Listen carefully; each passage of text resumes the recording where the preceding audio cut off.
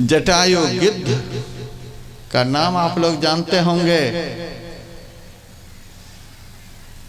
गीध अधम खग आमिष भोगी, गति दिन ही जो जाचत जोगी।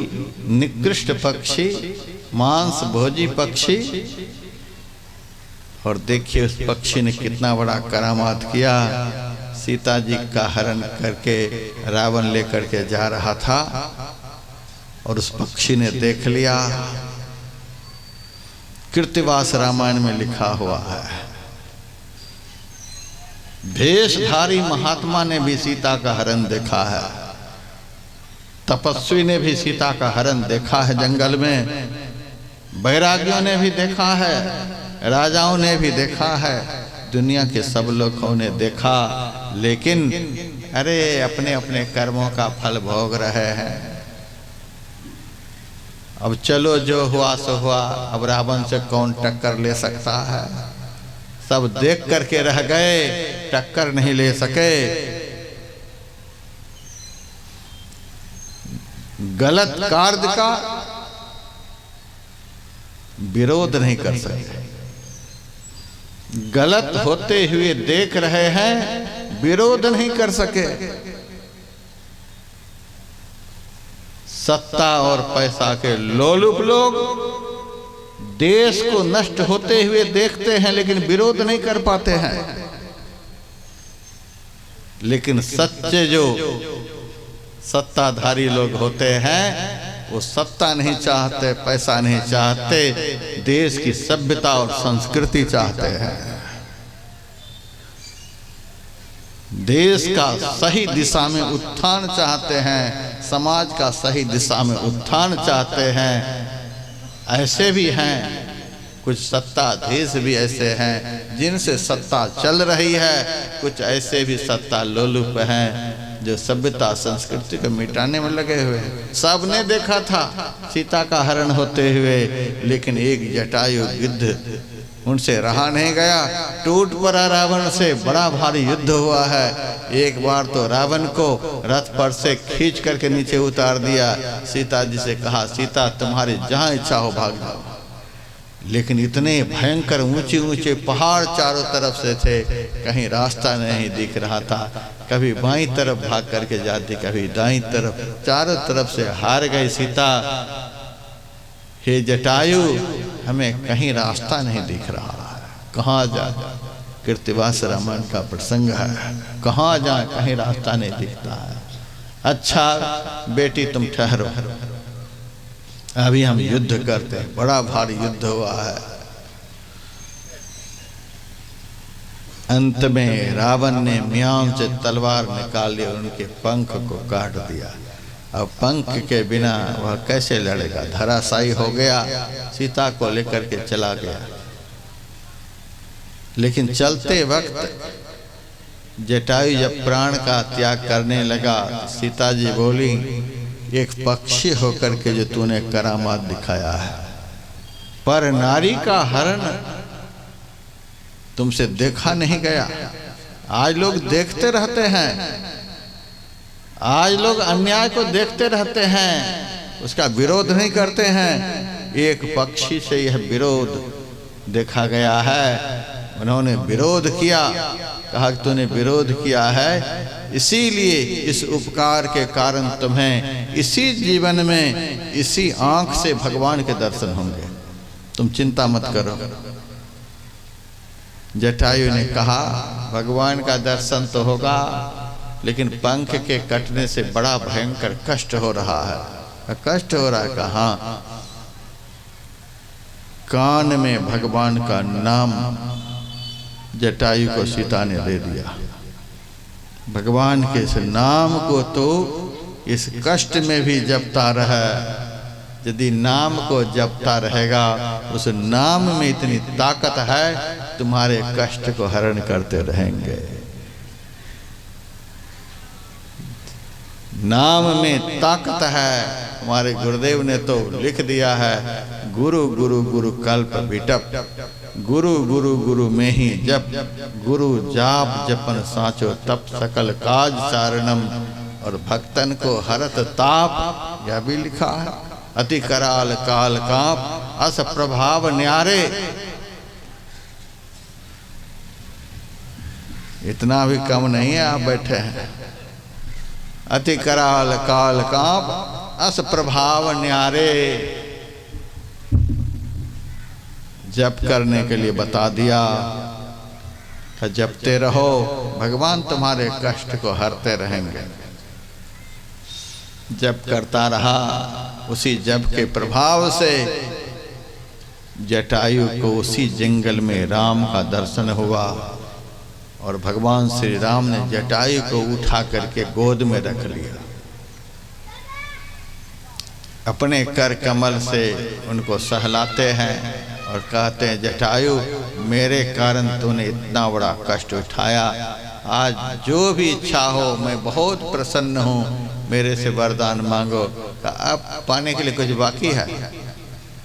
23,000 वर्ष तपस्या करके आपके पिता दशरथ जी आपका नाम ले ले करके मर गए, आपका अंतकाल में दर्शन भी नहीं हुआ, और हम एक पक्षी होकर आपकी गोद में बैठे हुए हैं। आपके पिता अयोध्या में, आप चित्रकूट में दर्शन भी नहीं हो पाया, आपकी गोद में हम बैठे। अब क्या बाकी है? फिर भी हमारी इच्छा है तुम्हें कुछ देने की।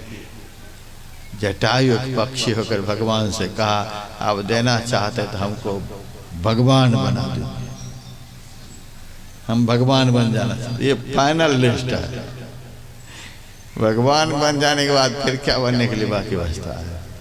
कुछ बचता ही नहीं। ये जटायु गिद्ध, हम लोग तो पागल हो गए हैं, महात्मा का भी सिर खाते ही रहते हैं। बाबा यह दे दो, बाबा वह दे दो, बाबा वह दे दो।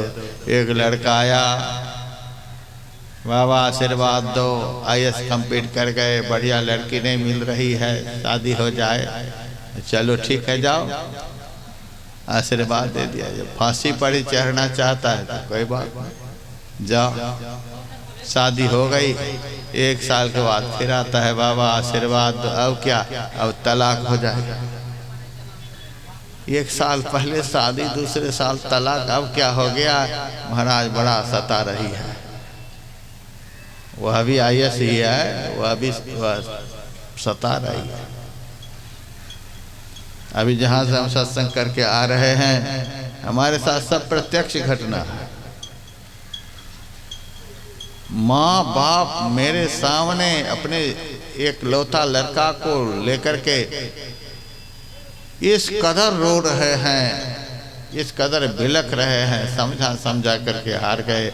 माँ बाप का रोना बंद नहीं हो रहा। मैंने कहा, क्यों इतना रो रहे हो? कि मेरा यह लड़का बड़ा दुख देता है, एक बात नहीं सुनता है, बहुत परेशान कर रखा है। एक माँ बाप लड़का से दुखी होकर इस कदर रो रहा है। जैसे तैसे समझाया, विदा किया। दूसरे घंटे के बाद एक माँ बाप फिर आए, वो भी उसी कदर रोए। मैंने कहा, तुम क्यों रो रहे हो? मेरे बेटा को बेटा नहीं हो रहा है। एक बेटा के कारण रो रहा है, एक को बेटा नहीं हो रहा है तो उसके लिए रो रहा है।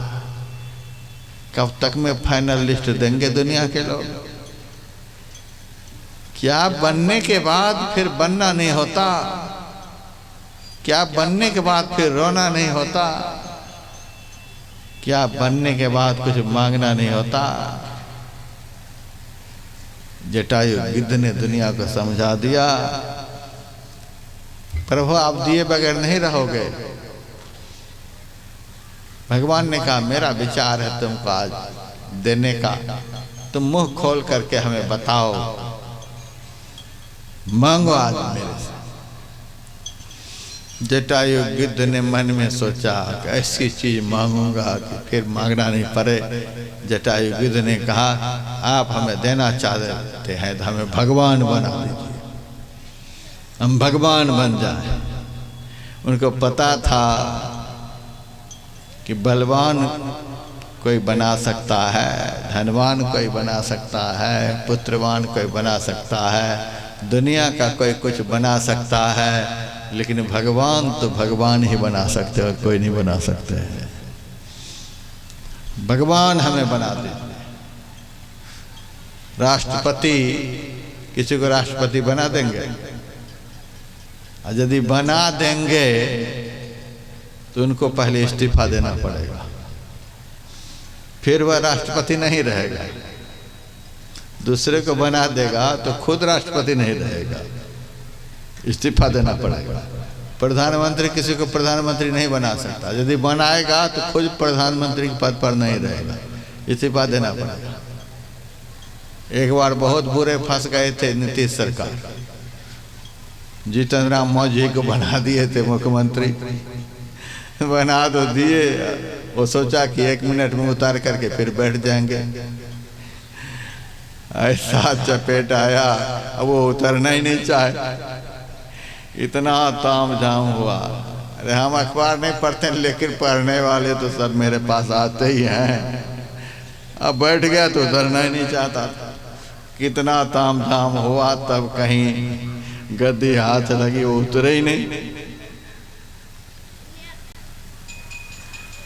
कौन गद्दी को छोड़ना चाहता है, कौन कुर्सी को छोड़ना चाहता है, उतरना नहीं चाहता था।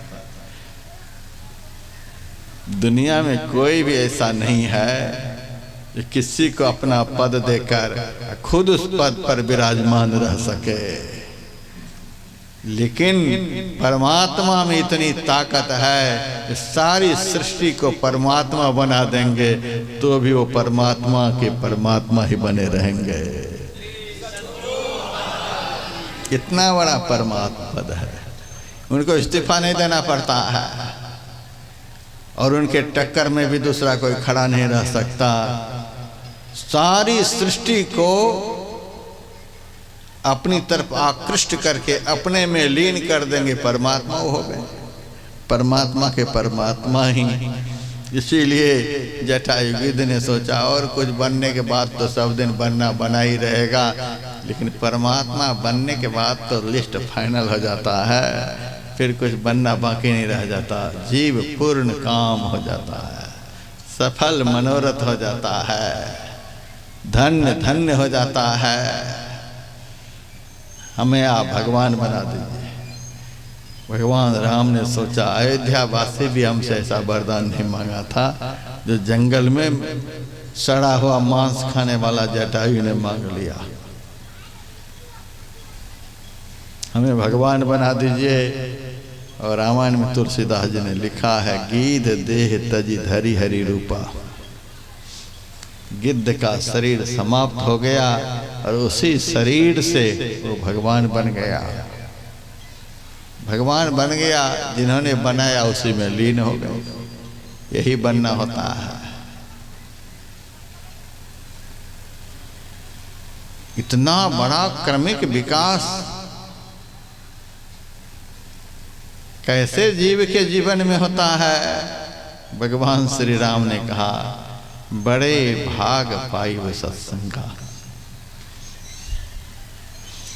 अगस्त ऋषि मिले थे जटायु गिद्ध को उसी जंगल में, जिस दंडकारण्य में जटायु रहता था, उसी दंडकारण्य में अगस्त ऋषि।